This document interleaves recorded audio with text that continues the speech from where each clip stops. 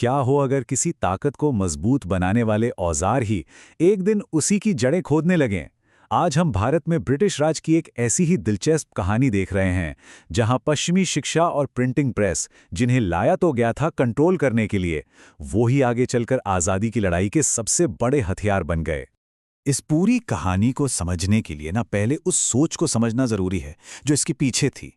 Lord Macaulay का ये जो मशहूर कोट है, ये सिर्फ कुछ शब्द नहीं है, ये पूरी औपनिवेशिक मानसिकता का कॉलोनियल माइंडसेट का सार है। और इसी सोच ने भारत में एक ऐसी शिक्षा नीति की नींव रखी जिसका असल मकसद भारतीयों को अपनी जड़ों से दूर और साम्राज्य के वफादार बनाना था। अब देखिए, अंग्रेजों के सामने एक बहुत बड़ी चुनौती थी। इतने विशाल और अलग-अलग संस्कृति वाले देश पर शासन करें तो करें कैसे? तो उन्होंने हल ये निकाला कि एक ऐसा भारतीय वर्ग तैयार किया जाए जो रंग और खून से तो भारतीय हो, पर सोच, समझ और पसंद से पूरी तरह अंग्रेज हो। मतलब एक ऐसी लॉयल क्लास जो साम्राज्य की बड़ी सी मशीनरी को आसानी से चला सके। पर दिलचस्प बात यह है कि शुरुआत में अंग्रेजों ने सीधे सीधे वेस्टर्न एजुकेशन नहीं थोपी। उन्होंने पहले भारत के जो पारंपरिक ज्ञान के सिस्टम थे, उन्हें समझने की कोशिश की। जैसे कलकत्ता मदरसा बना या फिर बनारस में संस्कृत कॉलेज खोला गया। इन सबका शुरुआती मकसद बस इतना था कि स्थानीय कानूनों और रिवाजों को समझा जाए, ताकि शासन चलाने में आसानी हो। इसके बाद आए उनकी मेन स्ट्रैटेजी, जिसे कहते हैं डाउनवर्ड फिल्ट्रेशन थ्योरी। इसका मतलब बड़ा सीधा था कि समाज के जो ऊपर के तबके हैं, जो एलीट क्लास है, बस उनको अंग्रेजी शिक्षा दे दो। और ये उम्मीद की गई कि ये ज्ञान और पश्चिमी विचार इन्हीं लोगों से छन छन के फिल्टर होके धीरे धीरे आम लोगों तक पहुंच जाएंगे। लेकिन यही कहानी में एक ऐसा मोड़ आया जिसकी अंग्रेजों ने कभी कल्पना भी नहीं की थी। उनकी इस पॉलिसी का नतीजा उम्मीद से एकदम उल्टा निकला।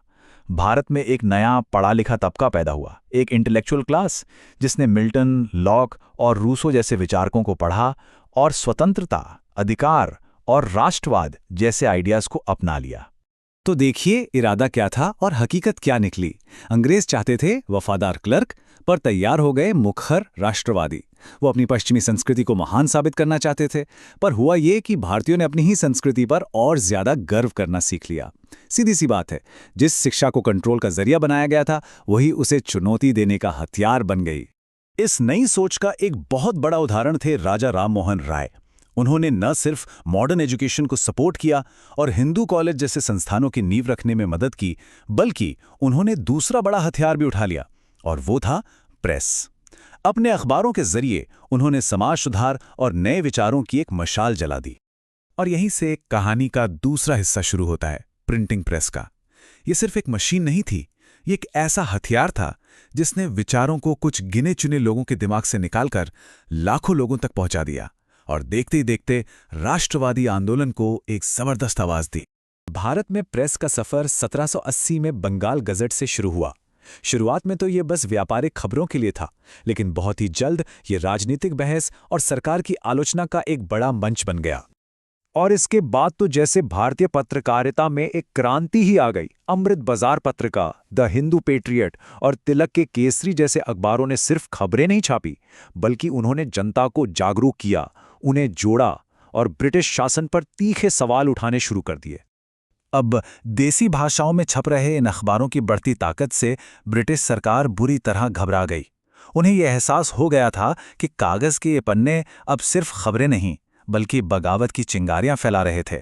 तो उन्होंने इस आवाज को हमेशा के लिए दबाने का फैसला कर लिया। और इसी के जवाब में आया 1878 का वर्नैक्युलर प्रेस एक्ट। इसे मुंह बंद करने वाला कानून या गैगिंग एक्ट भी कहा जाता था। लॉर्ड लिटन का यह कानून बहुत ही सख्त था। इसने जिला मैजिस्ट्रेट को यह पावर दे दी कि वो किसी भी भारतीय भाषा के अखबार को एक बॉन्ड साइन करने पर मजबूर कर सकता है, और अगर अखबार ने कुछ भी सरकार के खिलाफ छापा तो उसकी प्रेस और पैसे सब जब्त हो जाएंगे। और सबसे बड़ी बात, इस फैसले के खिलाफ कहीं कोई अपील भी नहीं हो सकती थी। लेकिन जुल्म से आवाजें कहाँ दबती हैं, वो तो और बुलंद हो जाती हैं। पर हाँ, राष्ट्रवाद की पत्रकारिता के लिए एक बड़ी कीमत चुकानी पड़ रही थी।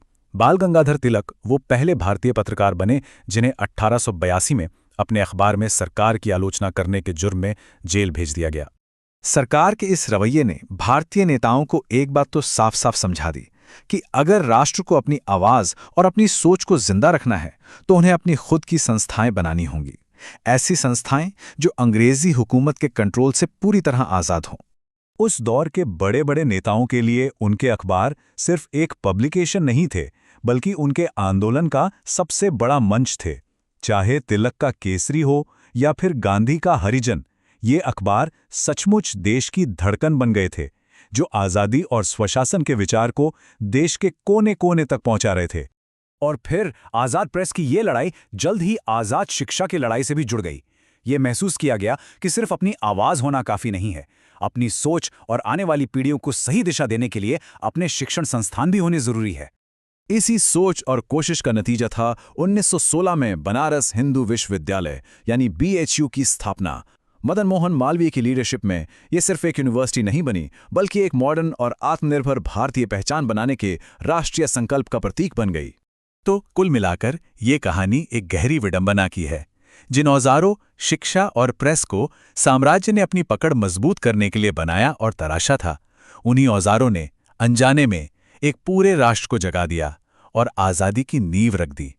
तो अंत में ये सवाल सोचना लाजमी है, ये ऐतिहासिक लड़ाई आज की दुनिया के बारे में हमें क्या सिखाती है?